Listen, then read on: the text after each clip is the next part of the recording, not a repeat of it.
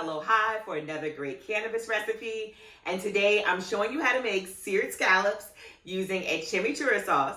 And we're also using an Ajillo Spice for our mashed potatoes and asparagus. Now, what's special about today's recipe is I'm using a CBD olive oil and I'm also using a THC infused olive oil as well.